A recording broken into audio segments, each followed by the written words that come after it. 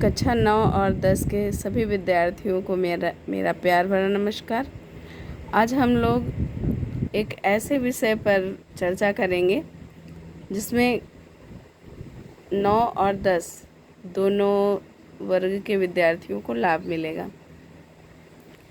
कक्षा 9 और 10 में दोनों में ही अनुच्छेद लेखन अनिवार्य रूप से आता है।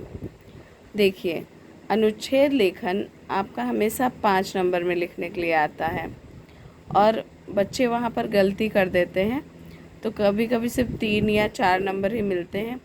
हम कैसे पूरा नंबर लेकर के आएँ, इस पर हम लोग अध्ययन करेंगे और ये बहुत इम्पॉर्टेंट टॉपिक भी है।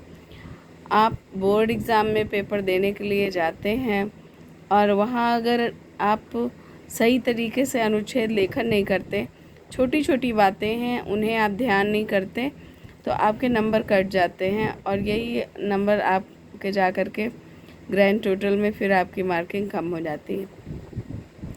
तो हम लोग इस पर चर्चा करेंगे। देखिए, सबसे पहले तो आवश्यक है कि जब भी आपका अनुच्छेद लेखन आए तो आप विषय को ध्यान से पढ़िए। जो आपका टॉपिक दिया गया है आप उससे रिलेट करके अपने अनुच्छेद को आगे बढ़ाएंगे। दूसरी गलती बच्चे क्या करते हैं कि एग्ज़ाम में, जब बोर्ड एग्ज़ाम होता है तो वहाँ पर हमेशा हेडिंग्स दे दी जाती हैं। वो हेडिंग्स आपको केवल हिंट के लिए दी जाती हैं।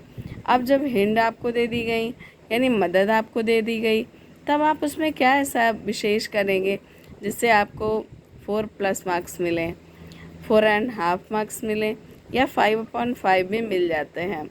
अब क्या करते हैं बच्चे, अनुच्छेद दिया गया, खुश हो गए, टॉपिक दिया, उससे रिलेटेड जो वहाँ पर बिंदु भी दे दिए गए हैं वो भी उठाकर बच्चे लिख देते हैं। तो ऐसा नहीं करना, आपको आपका टॉपिक ध्यान से पढ़ना है। इसके बाद में जो आपको टाइटल दे दिए गए हैं उसमें जो उसमें बिंदु दे दिए जाते हैं जो कि आपकी मदद के लिए हैं, उनसे आपको अपने अनुच्छेद को बनाना है, ना कि उन्हीं बिंदुओं को उठा करके रख देना है। ये ध्यान रखिएगा कि अनुच्छेद में कभी भी हेडिंग बना करके नहीं डाला जाता। अगर आप हेडिंग्स डाल देते हैं तो वो निबंध का फॉर्मेट हो जाता है और निबंध आपसे नहीं पूछ रहा, आपसे सिर्फ अनुच्छेद पूछ रहा है। अपने अनुच्छेद लेखन में आपको कोटेशन ज़रूर डालना है। आप कोटेशन से स्टार्ट करिए और ख़त्म भी कोटेशन से करिए, क्योंकि कोटेशन मस्ट है। आप विषय से संबंधित कोई भी 2 पंक्तियाँ आपकी कविता की आती हैं, आपको इंग्लिश थॉट आता है तो वो डाल दीजिए और अंत में भी आप वही करिए। फिर क्या कह रहे हैं कि अनुच्छेद में भूमिका होती नहीं, तो ना भूमिका है और ना निष्कर्ष है, दोनों आपको लिखना जो है व्यर्थ है। हाँ, ये ज़रूरी है कि आप अनावश्यक जो है विस्तार से भी बचें।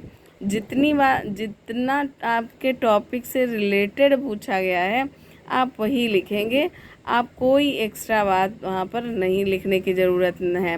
बहुत से बच्चे घुमा कर वही बातें लिखते रहते हैं, तो वही मत लिखिए। आपको हिंडिंग पॉइंट दिए गए हैं, आप उनसे मदद लीजिए, तब आप अनुच्छेद करिए। अनुच्छेद को आपको बहुत ज़्यादा खींचना भी नहीं है। शब्द सीमा दे दी जाती है, आप शब्द सीमा देखिए कितनी है। अब बहुत से बच्चे करते हैं कि 1 2 3 4 5 बैठ के शब्द गिनते हैं, तो गिनने का तो आपके पास टाइम है ही नहीं। आपको अपने कंटेंट को कम से कम अंदाज़ा लगाना है कि लगभग इतना सफिशेंट है। तो अनुच्छेद आप 1.5 पेज का लिखते हैं तो सही हो जाता है, उससे ज़्यादा तो लिखने की ज़रूरत ही नहीं है।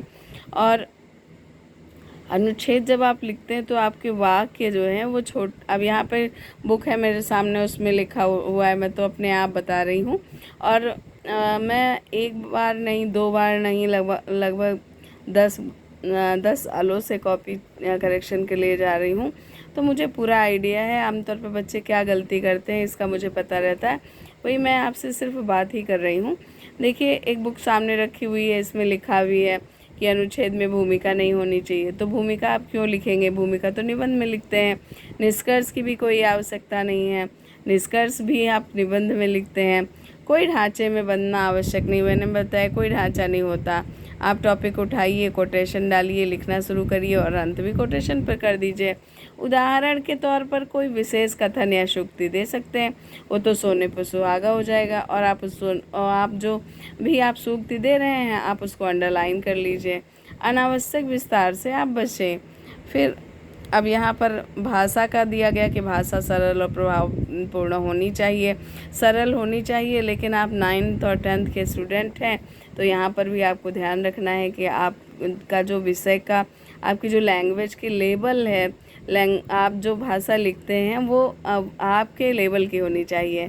9th स्टैंडर्ड और 10th स्टैंडर्ड की होनी चाहिए, तब जा कर के आपका एक अच्छा जो है अनुच्छेद तैयार होगा। तो क्या करना है, सबसे पहले विषय को टाइटल को देखना है कि टाइटल में क्या दिया गया है, उससे रिलेटेड कोटेशन डालना है। इसके बाद में आपको जितने भी शीर्षक दे दिए गए हैं, हेल्प के लिए दिए गए थे, उनको उनसे ही आपको अपने सेंटेंस बनाने हैं।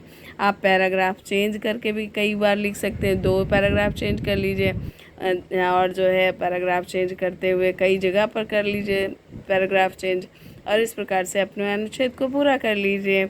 और इस प्रकार जब आप करेंगे तो आपको 4.5, देखिए 5.5 तो बहुत कम बच्चों को मिलता है। कम बच्चों का इसलिए क्योंकि देखिए हिंदी लैंग्वेज है, हिंदी है ये, यहाँ पर बिंदियों का भी बहुत महत्व है। तब जब 5 में 5 मिलते हैं तो वहाँ पर आप जब अनुच्छेद में अपने कोई गलती नहीं करेंगे, कोई मतलब एक बिंदी की भी गलती नहीं करेंगे, तब वहाँ 5 में 5 मिलने की गुंजाइश रहती है।